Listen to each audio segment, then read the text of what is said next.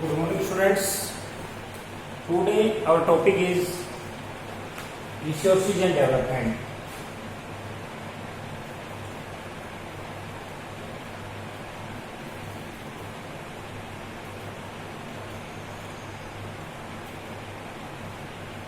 संसाधन और विकास, ये फर्स्ट चैप्टर है आपका। फर्स्ट चैप्टर आपका ज्योग्राफी का है। इससे पहले इस टॉपिक पर 3 वीडियो हम पहले बना चुके हैं। ये 4th वीडियो इसकी है, जिसका नाम है, आज जो हम पढ़ेंगे, लैंड रिसोर्सेस, या इसको हम बात कहें सॉइल एज ए रिसोर्स।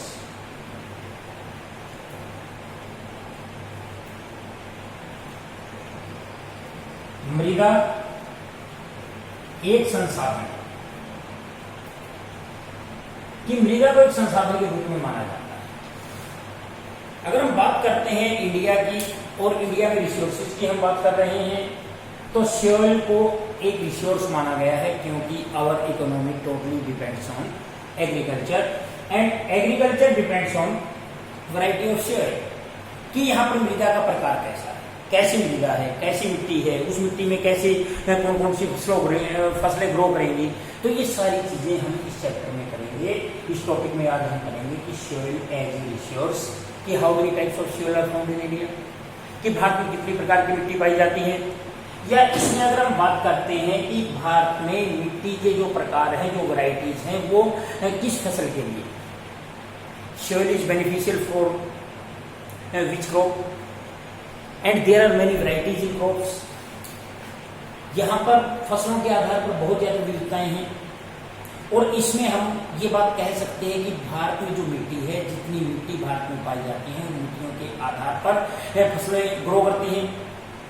अगर हम बात करते हैं नॉर्थर्न प्लेन्स को साउथर्न पार्ट्स के साथ अगर हम कंपेयर करते हैं, नॉर्थर्न हिमालयाज के साथ अगर हम नॉर्थर्न प्लेन्स को कंपेयर करते हैं, जो एरिड सॉइल हमारी है, जो वेस्टर्न इंडिया में है, जो एरिड सॉइल शुष्क मिट्टी जो है, उसके साथ अगर हम कंपेयर करते हैं, सेंट्रल इंडिया में हमारे ब्लैक सॉइल है, तो उसके साथ अगर कंपेयर करते हैं, तो there are many differences in soil in India and according to soil there are many differences in crops.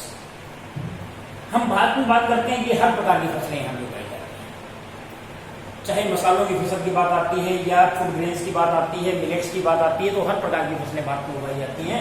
लेकिन उसके लिए वो अलग अलग एरियाज में होती हैं, कि हम ये नहीं कह सकते कि ऊपर एरिया में अलग क्रॉप्स होगी, नॉर्थर्न प्लेन्स में अलग क्रॉप है, साउथर्न में अलग है, वेस्टर्न में अलग है, ईस्टर्न में अलग है, सेंट्रल साउथर्न जो है उसमें अलग है। तो ये सारी चीजें जो वैरायटी थी, ये अकॉर्डिंग टू सॉइल होती है। और यहाँ पर सबसे पहले आपको पता हो व्हाट इज सॉइल, मृदा क्या है।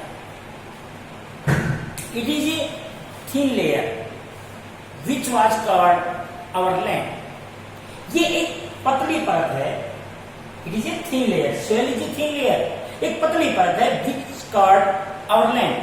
जो लैंड सरफेस है, जो हमारा मिट्टी का जो हमारी भूमि है, भूमि का जो ऊपरी हिस्सा है, उसको घेरे हुए। It's soil is made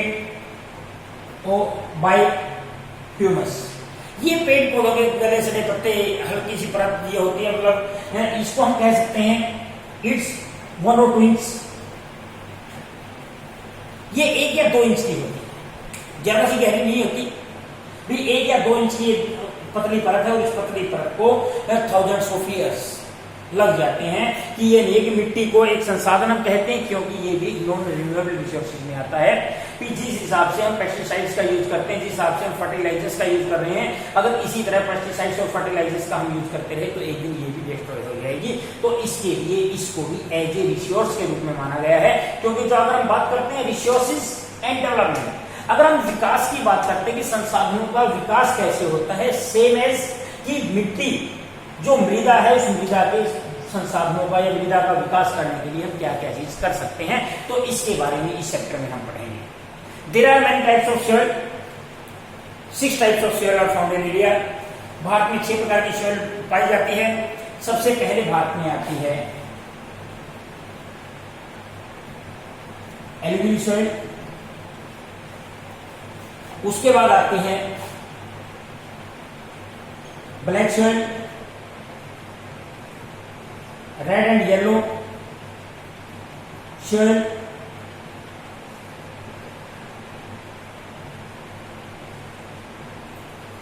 laterite soil,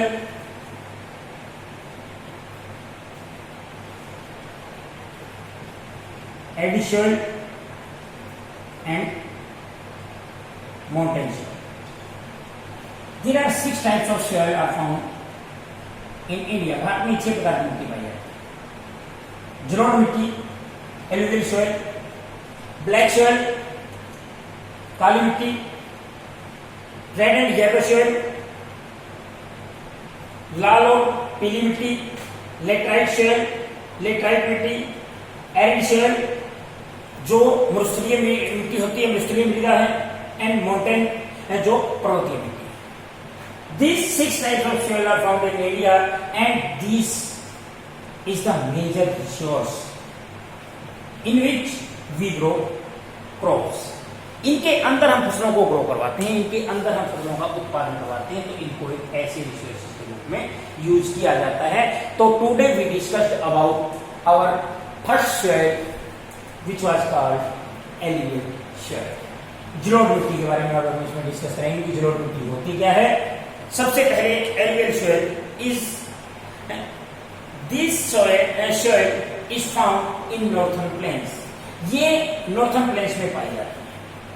northern plains specially Punjab, Haryana, Uttarakhand, Uttar Pradesh, some parts of Rajasthan and Bihar and some parts of Madhya Pradesh. हमारा नॉर्थन प्लेन्स है। नॉर्थन प्लेन्स जो भारत का सबसे एल्यूवियल सॉइल की अगर हम बात करते हैं, जो फर्टिलिटी है उसका सबसे ज्यादा।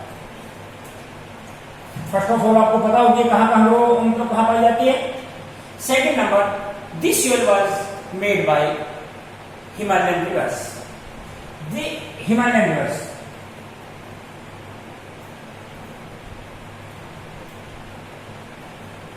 alluvial soil was formed by Himalayan rivers. For example, the Ganga,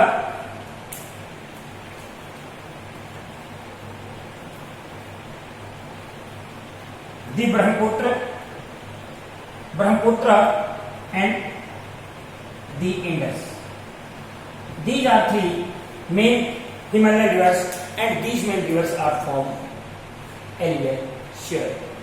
ये क्या होती है कि जो इरोजन सिस्टम माउंटेन से जो नदियां आती हैं माउंटेन से, हिमालयन रिवर्स हमने को कहा, हिमालयन रिवर्स जो हिमालय पर्वत से आती हैं और आते हुए अपने साथ इरोजन सिस्टम जो अपरदन क्रिया होती है, अपरदन क्रिया के द्वारा कुछ कण अपने साथ में ले जाती है और उन कणों को उठाने के बाद ये एक जगह डिपोजिट करती है। जैसे प्लेन्स एरिया में जैसे रिवर एंटर करती है, प्लेन्स एरिया में एंटर करने के बाद ये वहां पे डिपोजिट कर देती है। And 2 types of alluvial soil are found in India. First is Khadar and second is Bangar.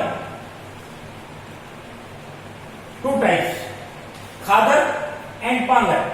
ये 2 नदियां ये पाई जाती हैं, एक होती है हमारी खादर और एक होती है बांगर। ये होती क्या है? Newly formed alluvial soil is called खादर। जो नई फॉर्म होती है, तो नई नहीं बढ़ती हैं, अभी न्यूली अगर बनी है तो उसको खादर बोलते हैं। And old and deposit of soil is called bangar. जो पुरानी होती है उसको बांगर बोलते हैं। तो यहां पर एक क्वेश्चन और आपके सामने आता है, difference between khadar and bangar, कि खादर और बांगर में डिफरेंस क्या होता है। More fertile, khadar is more fertile than bangar. ये बांगर से ज्यादा फर्टाइल होती है, ज्यादा उपजाऊ होती है। And it is very soft. Khadar is very soft than bangar. अगर इसमें हम बात करते हैं, ये बहुत सॉफ्ट होती है, जो इसके कण होते हैं वो बहुत बारीक होते हैं कंपेरेटिवली बांगर। बांगर के साथ अगर कंपेयर करते हैं, बांगर में कण थोड़े मोटे मोटे हो जाते हैं और उसमें हम बात करते हैं हल्के, जैसे कंकर पत्थर जो छोटे टाइप के होते हैं, जैसे छोटे छोटे जो कंकर होते हैं उसके टाइप में ये इसके ये आ जाते हैं। ये ज्यादा फर्टिलिटी है, जिसकी ज्यादा वाही होती है, इसकी कम होती है। ये न्यूली डिपोजिट होती है, ये ओल्ड डिपोजिट होती है, जो नदियां डिपोजिट करती हैं, मतलब उसको जो जमा चली जाती हैं। क्योंकि रिवर्स क्या होती है, दे change their directions, their way, ये अपने रास्ता और अपने दिशाओं को चेंज कर लेती है, और जैसे जैसे ये पहले जहां बहती थी उसको बागर बोलते हैं, तो न्यूली को खार बोलते हैं। और इसके अलावा अगर हम इसमें बात करते हैं हम, Alembic soil consists various proportion of sand, silt and clay।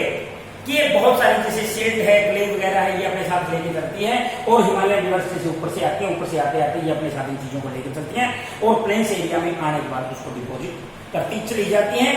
और इसके अलावा अगर हम बात करते हैं, mostly this soil contain adequate proportion of potash, phosphatic acid and lime which is ideal on growth of sugarcane, paddy, wheat and other cereal and pulses crops।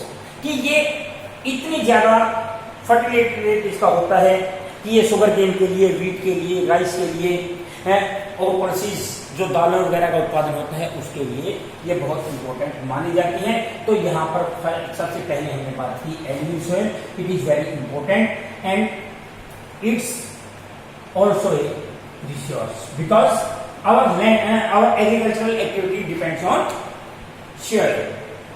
Second number पे आता है black soil. Black soil is also known as regur. इसको रेगड के नाम से जाना जाता है, काली मिट्टी है, रेगड के नाम से इसको जाना जाता है। And it contains more moisture, ये अपने अंदर इतनी ज्यादा नमी सोख के रख सकती है कि कंपेरेटिवली अगर हम एल्यूमिनियम सोइल, रेड या येलो सोइल के साथ लेटराइट, एडिड सोइल या इनके साथ कंपेयर करते हैं, तो ये मॉइस्चर को बहुत ज्यादा मात्रा में सोख के रखती है, उसको मतलब कंजर्व करके रखती है। और इसको हम रेगड और black soil is also known as, it is very important for cotton crops and it is called cotton black soil. इसको ब्लैक कॉटन सोइल भी बोलते हैं, काली कपास मृदा। क्योंकि भारत में अगर ग्रो की बात करते हैं, भारत में सबसे इंपॉर्टेंट जो कपास की फसल है, जो कॉटन क्रॉप्स है, कॉटन क्रॉप्स के लिए काफी इंपॉर्टेंट मानी जाती है, और इसलिए इसको ब्लैक कॉटन क्रॉप्स भी कहा जाता है। जो कॉटन ब्लैक कॉटन सोइल इसको कहा जाता है, काली कपास मृदा कहा जाता है, क्योंकि ये बहुत इंपॉर्टेंट मानी जाती है और ये अपने अंदर इतना ज्यादा मॉइस्चर रखती है कि, और इसका कलर ब्लैक होता है, इसको रेगड के नाम से जाना जाता है। Growing it is very best and ideal for growing cotton crops and this type of soil is typical in Deccan tract. ये जो दक्कन के पठार है वहां पर, और जो सेंट्रल इंडिया है, सेंट्रल इंडिया में ब्लैक सोइल पाई जाती है। और उन्हीं एरियाज में अगर हम बात करते हैं क्रॉप्स की है, तो यहाँ पर मेनली जो कॉटन क्रॉप्स है, कॉटन क्रॉप्स की ही यहाँ पर खेती होती है। एंड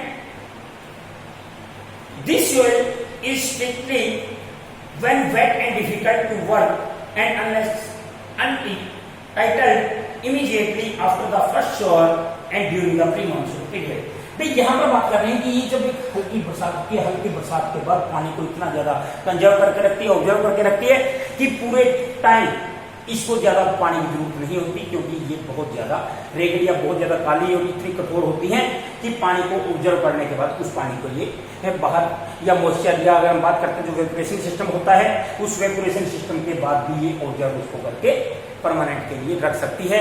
तो आज के लिए इतना ही। Thank you and have a nice day. कल को हम पढ़ेंगे red and yellow soil, laterite, arid and mountain soils के बारे में। Thank you.